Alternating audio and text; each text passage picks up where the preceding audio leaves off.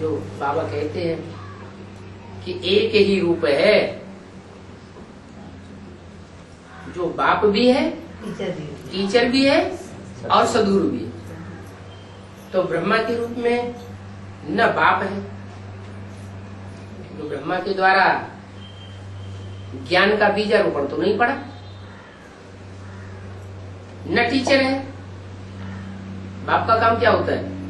बाप का काम होता है बीज बोना, और दूसरा लास्ट में काम होता है जो बच्चे पैदा हुए, जिनकी पालना हुई माँ के द्वारा, उन बच्चों को बड़े होने पर वर्षा देना, सुख शांति का वर्षा।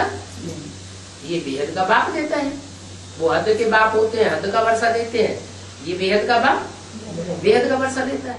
तो बेहद का वर्षा देने वाला वो बाप, वो फिर प्रत्यक्ष हो जाता है। किसके द्वारा? यज्ञ के आदि में जिसके द्वारा प्रत्यक्ष हुआ था बीजारोपण के लिए, लेकिन किसी ने पहचाना नहीं। बच्चे क्या जानते हैं कि हमारी पैदाइश किसने की, कब की, कैसे की? बच्चे थोड़े जानते हैं। तो ऐसे ही यज्ञ के आदि की बात तो ब्रह्मा की भी बुद्धि में नहीं थी, किसी को पता नहीं। वो बाद में अब पता चलता है कि वो बाप वर्षा देता है बाप के रूप में, फिर प्रत्यक्ष होता है। पहले बाप क्या करता है? हर एक की बुद्धि जो है चलने लग पड़ती है ज्ञान में। क्या? ज्ञान जो है वो बुद्धि में मंथन होने लगता है। कोई चीज मंथन होती है ना, जैसे गाय है, चारा खाती है, खाने के बाद फिर युवाली करती है, तो जो चबाया जाता है खाया हुआ अन्न, तो चबाने से उसका क्या बनता है? खून बनता है। अगर ऐसे ही खा लिया जाए और नीचे हड़प कर लिया जाए तो खून नहीं बनेगा। तो ऐसे ही ये जो ब्रह्मा के द्वारा ज्ञान निकला, इस ज्ञान को, इस मुरली को, इस गीता को मंथन किया गया। मंथन करने से वो सार निकलता है। जो सार निकलता है, उस सार को जिन्होंने ग्रहण किया, वो ग्रहण करने वाले सार क्या बन जाते हैं? अमर बन जाते हैं। भले 2-4 साल ज्ञान लिया फिर बैठ गए तो मरेंगे नहीं। वो क्या होगा? जैसे लक्ष्मण को मूर्छा लग गई तो क्या मर गए? मर नहीं गए। फिर संजीवनी बूटी आती है, संजीवनी बूटी जैसे ही सुहाई वो फिर जागृत होके अमर बन जाते हैं। तो ऐसे ही जिंदा हो जाते हैं। तो ऐसे ही ये ज्ञान है। ये ज्ञान जब जिन्होंने लिया और लेकर के भले भूल गए, दुनियावी जीवन में चले जाते हैं, फिर वो आ जाते हैं और उसी जीवन में आते हैं, आकर के फिर तेजी से चलने लग पड़ते हैं। यहाँ तो बाबा ने इतना तक कहा हुआ है कि वो तो चलते ही हैं ज्ञान में, जो बाप से लेते हैं, लेकिन उनके परिवार के सारे सदस्य आगे चल के ज्ञान में चलेंगे। ऐसा बेसिक के लिए नहीं बताया। कहाँ के लिए बताया? एडवांस के लिए बताया कि जो भी परिवार के सदस्य होंगे, आगे चल के जब बाप की प्रत्यक्षता होगी तो सारी दुनिया में जितने भी एडवांस में चलने वालों के परिवार हैं, वो सब जागृत हो। अरे हम तो इसको झूठा समझते थे, हम तो इसको इतना ज्यादा विरोध किया, और ये तो अखबारों में, टीवी में, रेडियो में चारों तरफ सच्चाई निकल पड़ी, तो एकदम प्रभावित हो जाते और फिर ज्ञान में चल पड़े।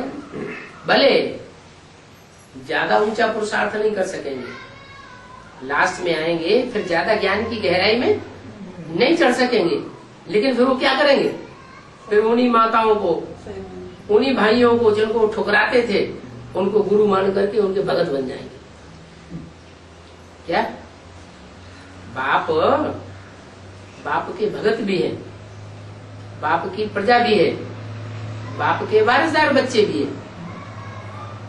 तो ये फैमिली तैयार हो रही है। कैसी फैमिली तैयार हो रही है?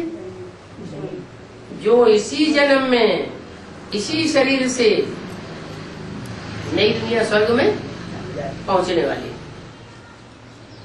बोलते हैं जीते जी कैसे स्वर्ग में पहुंच जाएंगे? दुनिया में तो ये कथा है, कहावत है कि बिना मरे स्वर्ग नहीं मिलता है। भक्ति मार्ग में कहते हैं ना, स्वर्ग में जाना है, अच्छा मरो मरो तभी तो स्वर्ग जाओगे। तो बाबा ने समझाया कि मैं तो जीते जी मरने के लिए सिखाता हूँ। क्या? मैं कोई शरीर से मरना नहीं सिखाता हूँ। क्या करना है?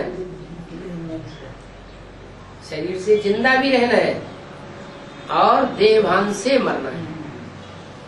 देहभान से मर गए, मन मर गए, सच्चे सच्चे मर गए।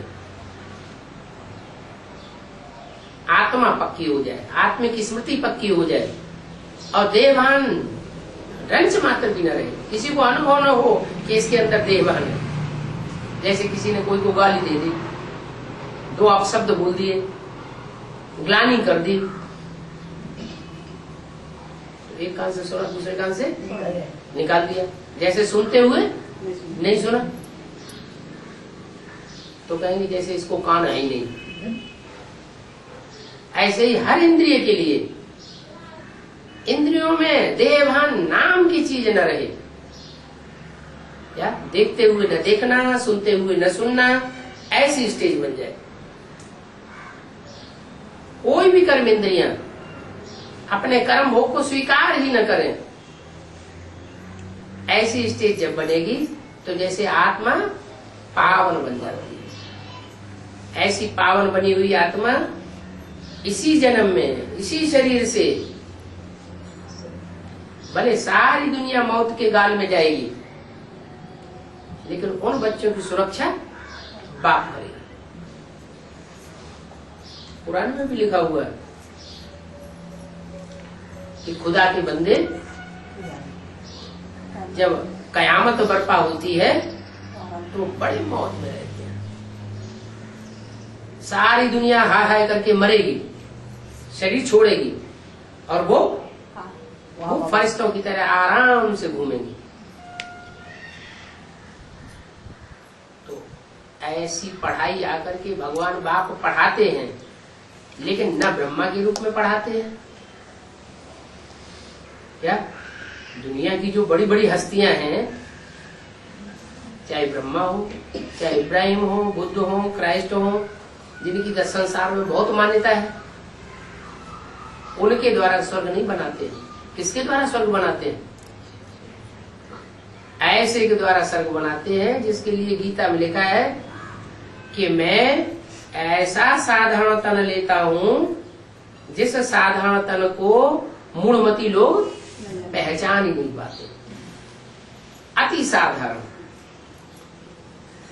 खान पान में भी साधारण, रहन सहन में भी साधारण, जो भी संसार की साधारणता है वो हर साधारणता देखने में आए और उस साधारण जीवन में ऐसे प्रवेश करके पार्ट बजाता हूं कि जो ज्ञान लेंगे उन्हीं की बुद्धि में गहराई बैठेगी। ज्ञान नहीं लेंगे, सिर्फ कोई कहेंगे हम देख आए, तो देखने से उन्हें कुछ भी पता नहीं चलेगा। भले संसार में चारों तरफ आवाज फैल रही है, भगवान है, भगवान का पाठ चल रहा है, लेकिन अगर कोई ज्ञान से नहीं समझेगा तो उसकी बुद्धि में बैठने वाला नहीं। तो वो दूसरा रूप है मूर्ति। पहली मूर्ति ब्रह्मा, दूसरी मूर्ति शंकर, और वो मूर्ति है विश्व पिता की। उस विश्व पिता के रूप में ही परमात्मा आकर के टीचर बनकर के बैठता है। दूसरे रूप में बाप तो है ही, यज्ञ के आदि से ही बाप था। तो बाप जब दूसरी बार प्रत्यक्ष होता है तो क्या देता है? ज्ञान का वर्षा देता है। क्या? ज्ञान का वर्षा देता है और ज्ञान के साथ साथ याद का भी वर्षा देता है। ये आत्मा का असली वर्षा है।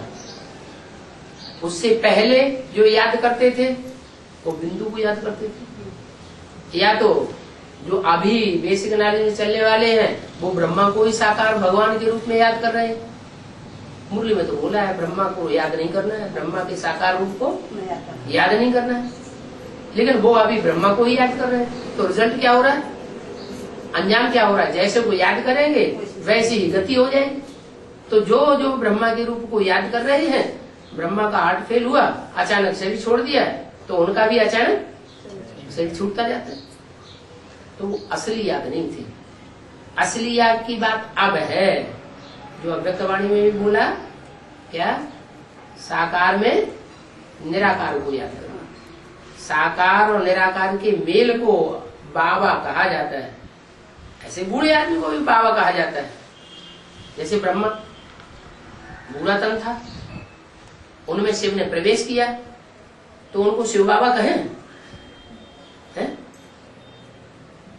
अरे ब्रह्मा तन से बूढ़ा था तो बाबा तो था, दुनियावी हिसाब से तो बाबा था, उसमें शिव भी प्रवेश था, तो ब्रह्मा को बाबा कहें या न कहें? शिव बाबा, शिव बाबा कहें? शिव बाबा इसलिए नहीं कह सकते कि ब्रह्मा के तन में प्रवेश करके ब्रह्मा की आत्मा ने जो कुछ सुना, उस सुने हुए को अमरनाथ के रूप में अमरता धारण नहीं कर पाई है, फिर भी शरीर छोड़ना पड़ा। और शिव बाबा का जो रूप है प्रैक्टिकल, वो तो संसार में पूजा जाता है, अमरदेव कहा जाता है, अमरनाथ कहा जाता है। उसकी तो यादगार बनी हुई है कि ना उसको किसी ने जन्म लेते हुए देखा और ना उसको किसी ने मृत्यु पाते हुए देखा। बेहद की बात है।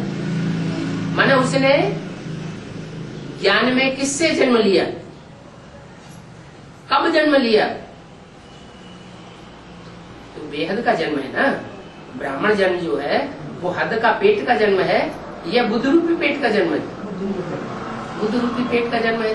तो जो जन्म लिया जाता है वो कोई साकार माँ बाप से लिया जाता है ना। ब्रह्मा का तो पता चल गया कि इनको जो ब्रह्मा का जन्म मिला, उनको जन्म देने वाले कौन थे? मुरली में ही आया हुआ है। क्या आया हुआ है? ऐसे ऐसे बच्चे थे जो मम्मा बाबा को डायरेक्शन देते थे, ड्रिल कराते थे, टीचर बन करके बैठते थे, उनमें शिव बाबा प्रवेश करते थे। तो इससे साबित हो जाता है कि ब्रह्मा सरस्वती से भी ज्यादा पावरफुल कोई आत्मा यज्ञ में थी, उन्हीं के द्वारा उनको ज्ञान मिला। तो वो तो माता पिता साबित हो गए। भले ब्रह्मा बाबा की बुद्धि में ये बैठा नहीं, अगर बैठा होता तो संस्था का नाम ब्रह्मा कुमारी विद्यालय नहीं रखते, प्रजापिता को बाप को भी ऐड करते, लेकिन उनकी बुद्धि में रहा ही नहीं ये बात। वो अपने को ही क्या समझे बैठे कि हम ही भगवान के साकार रूप है, हम ही भगवान बाप है। और वो बात इतनी पक्की बैठ गई आज से लेकर के कि अब तक भी ब्रह्मा की सोल की बुद्धि में से ये बात निकल नहीं रही। क्या कि गीता का साकार भगवान इस सृष्टि पर कौन है? वो क्या समझते हैं? गीता का साकार भगवान इस सृष्टि पर मैं ही हूँ। और बाबा कहते ये सबसे बड़ी भूल है। क्या अपन को भगवान समझना या भगवान मानना, मुरलियों में कोई प्रूफ नहीं है इस बात का। क्या किस बात का प्रूफ है? हाँ, कि ब्रह्मा भगवान है। मुरली में तो साफ कहा हुआ है ये भी मनुष्य है। मनुष्य किसे कहा है? जो मन का उपयोग करे, मनन चिंतन मंथन करे। कोई कहे मनन चिंतन मंथन, ये दूसरी मूर्ति बता रहे एडवांस पार्टी में, ये शंकर की मूर्ति मनन चिंतन मंथन नहीं करती। अरे मनन चिंतन मंथन करती तो क्या हमेशा ही करती रहती? अंत तक मनन चिंतन मंथन ही करती रहेगी क्या?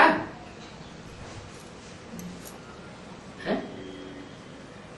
नहीं, मनन चिंतन मंथन सेकेंडरी स्टेज है। उससे भी ऊंची स्टेज क्या है? एक होती है साकारी स्टेज, एक होती है आकारी स्टेज। आकारी माना मनन चिंतन मंथन चले, ये देह भूल जाए, देह की दुनिया भूल जाए, देह के संबंधी भूल जाए। आकारी स्टेज, और उससे भी ऊंची एक और स्टेज है जो योग बल से प्राप्त होती है, वो है निराकारी स्टेज।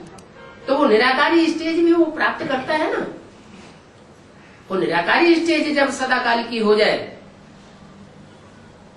तो वही भगवान का प्रैक्टिकल साकार स्वरूप संसार में साबित हो जाता है। निराकारी, निर्विकारी, निरहंकारी। ब्रह्मा की वो स्टेज नहीं बनी, शरीर छूट गया। जैसे और धर्म पिताएं हैं, कम से कम धर्म के पिता तो माने जाते हैं अपने अपने धर्म के। वो क्या है? पिता हैं। सब जानते हैं कि वो धर्म पिता हैं। उनकी स्टेज बीज रूप स्टेज दिखाई पड़ती। कोई का भी चित्र देख लो, गुरु नानक का चित्र देख लो, चित्र देखने से ही पता लगता है कि जैसे इस दुनिया में वो आत्मा है ही नहीं। क्राइस्ट का चित्र देख लो, देखने से ही पता लगता है कि जैसे क्राइस्ट की आत्मा इस दुनिया में है ही नहीं, बिल्कुल निराकारी स्टेज। महात्मा बुद्ध का चित्र देख लो, महात्मा बुद्ध के चित्र को देखने से ही पता लगता है कि देह में उनकी बुद्धि जैसे है ही नहीं, वो देहधारी दिखाई नहीं पड़ता, निराकारी स्टेज दिखाई पड़ती है। तो ये तो सामान्य धर्म पिताएं हैं जिनके द्वारा सृष्टि स्वर्ग नहीं बनी, लेकिन ऐसा भी साकार रूप में एक निराकारी स्टेज को धारण करने वाला धर्म पिता है जो सब बापों का बाप बनकर के संसार में प्रत्यक्ष होता है। बापों का बाप, टीचरों का टीचर और गुरुओं का गुरु। सब गुरुओं को पढ़ाने वाले कोई गुरु होते हैं साकार में। सब टीचर्स को, दुनिया के जितने भी टीचर्स हुए हैं, सब टीचर्स को पढ़ाने वाला कोई टीचर होता है। दुनिया में जितने भी बाप हैं, उन बापों को जन्म देने वाला कोई साकार बाप होता है। लेकिन ये ऐसा बाप है, ऐसा टीचर है, ऐसा गुरु है जिसको कोई भी न जन्म देता है ज्ञान में, न पढ़ाई पढ़ाता है और न सदगति करता है, लेकिन है साकार रूप में। इसलिए गाते हैं एक सदगुरु निराकार, सदगुरु अकाल मूर्त। सदगुरु कहते हैं तो सदगति करता है ना। काय की सदगति करता है?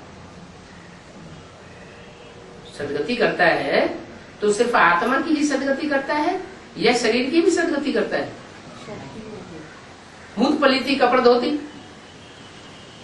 जो मूत पलीती कपड़े हैं हम जन्म जन्मांतर के, उन शरीर रूपी वस्त्रों को धोने वाला कौन है? वो एक ही शिव बाबा है।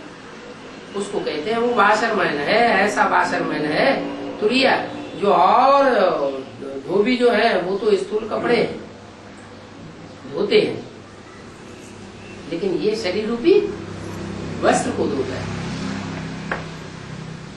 तो दूसरी मूर्ति जो है वो भी बुद्धि में बैठ जाती है कि हाँ, ब्राह्मणों की दुनिया में एक ऐसी भी मूर्ति है जो टीचर का भी पार्ट बजाती है, बाप का भी पार्ट बजाती है और सदगति का भी पार्ट बजाती है, सदगुरु का भी पार्ट बजाती है। काय की सदगति करती है? पहले आत्मा की सदगति। मन बुद्धि रूपी आत्मा जो है उसकी सदगति हो जाए। सदगति हो जाए माना मन बुद्धि जो है वो दुर्गति की दुनिया में न लगे। जो मन बुद्धि है सुबह से लेकर शाम तक मनुष्य की बुद्धि कहाँ लगी? देहधारियों में लगी रहती है, देह के कीचड़ में लगी रहती है, देह के संबंधियों में लगी रहती है, देह के पदार्थों में लगी रहती है। उसमें बुद्धि न लगे, कहाँ लगे? उपराम हो जाए इन बातों से। तो मन बुद्धि रूपी आत्मा की जैसे सदगति हुई। इतना ही नहीं, मन बुद्धि रूपी आत्मा की सदगति होने के बाद श्रेष्ठ संकल्प चले, दुष्ट संकल्प न चले, श्रीमत के अनुकूल संकल्प चले, श्रीमत के विपरीत कोई संकल्प न चले। तो ये हुई आत्मा की सदगति, मन बुद्धि रूपी आत्मा। उसके बाद फिर आती है शरीर की बात। शरीर कैसे कंचन काया बने? आत्मा में जब शुद्ध संकल्प चलेंगे, जैसे कोई आदमी मरता है ना, तो जो मरने वाला आदमी है वो 4 महीने पहले से ही उसके वाइब्रेशन तैयार होते हैं आत्मा के। क्या अच्छे वाइब्रेशन होंगे तो वो वाइब्रेशन जो है उसको 4 महीने पहले से ही माता के पेट में अच्छा शरीर बना देते हैं। और खराब वाइब्रेशन होंगे तो 4 महीने पहले से ही वो शरीर भी वैसे ही बनेगा। तो ये वाइब्रेशंस की बुरी गति है। श्रीमत के अनुकूल जो चलने वाली आत्माएं हैं उनके वाइब्रेशन एकदम बढ़िया हो जाते हैं। इतने श्रेष्ठ वाइब्रेशन होते हैं कि वो श्रेष्ठ वाइब्रेशन से सारी सृष्टि के ऊपर असर डालते हैं। अभी तक 70 साल हो गए ब्रह्मा कुमार कुमारियों ने इतनी भागदौड़ की, मेले मलाकड़े किए, कॉन्फ्रेंस की, प्रदर्शनियां की, प्रोजेक्टर शो किए, इतनी भागदौड़ की और इतनी भाषणबाजी की, वाचा से सेवा की। लेकिन जितनी वाचा से सेवा की है रिजल्ट क्या निकला? खुद अपनी भी कीर्ति कला है और जो संसर्ग संपर्क में आने वाले हैं वो भी देखा जा रहा है कि उनकी बुद्धि को लाप लगा दिया, भगत बना दिया उनको बजाय ज्ञानी बनाने का। बना दिया कि नहीं? वो बुद्धि नहीं चलाते। जैसे भेड़ बकरियों की औलाद हो गए, कोई बकरी आगे आगे जाती है, पीछे पीछे आंखें बंद करके चल पड़ते हैं। तो ऐसे ही सारे ही उनके जो फॉलोअर्स हैं उनकी सबकी बुद्धि जैसे पत्थर बुद्धि बन गई। बाप कहते हैं मैं तो आत्मा की सदगति करने आया हूँ, तुम्हारे शरीर की भी सदगति करने आया हूँ। मन बुद्धि जो है चलायमान होनी चाहिए। बुद्धि जो है ऐसी चलायमान हो जो सत संकल्पों में रमण करे, दुष्ट संकल्पों में रमण न करे। कोई दुष्ट संकल्प आए भी तुरंत भागो पढ़ो, ये श्रीमत के अनुकूल नहीं है, ये बात ये संकल्प बाप पसंद नहीं करेगा, हटा देना चाहिए। तो अगर ऐसी स्टेज बन जाए आत्मा की, न किसी से ईर्ष्या, न किसी से द्वेष, न किसी की परचिंतन, न किसी की ग्लानि, ऐसी स्टेज अगर आत्मा की बनी है तो कहेंगे आत्मा की सदगति हो। नहीं तो जैसे दुनिया चलती है वैसे ही चल रहे हैं तो आत्मा की दुर्गति है। तो जो श्रेष्ठ वाइब्रेशन बनाने वाली आत्माएं हैं उनके वाइब्रेशन से फिर नई सृष्टि की शुरुआत होता है। तो दूसरी मूर्ति का जो काम है वो है मनसा को सुधारने का। ज्ञान के द्वारा सदगति होती है। ऋते ज्ञानान्य गति, गति जो है मन बुद्धि की ज्ञान के बिना नहीं होती। ईश्वरीय ज्ञान मिलता है तो बुद्धि की सदगति हो जाती है। बुद्धि की जब सदगति होती है तो अच्छे संकल्प चलते हैं, बुरे संकल्प नहीं चलते। ये काम एक हुआ दूसरी मूर्ति का। तीसरा काम है ये शरीर भी पावन बने। क्या? ये जो संगठन है ब्राह्मणों का, वो सारा संगठन में यूनिटी दिखाई पड़े, सब संगठित हुए दिखाई पड़े, सब दिखाई पड़े कि ये सब एक से बंधे हुए हैं।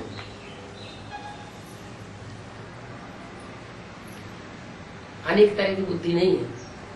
जो एक बोलेगा सो ही सब बोलेंगे, जो एक करेगा सो ही सब करेंगे। तो ऐसी यूनिटी वाली दुनिया दिखाई पड़े तो वो तीसरी मूर्ति का काम है।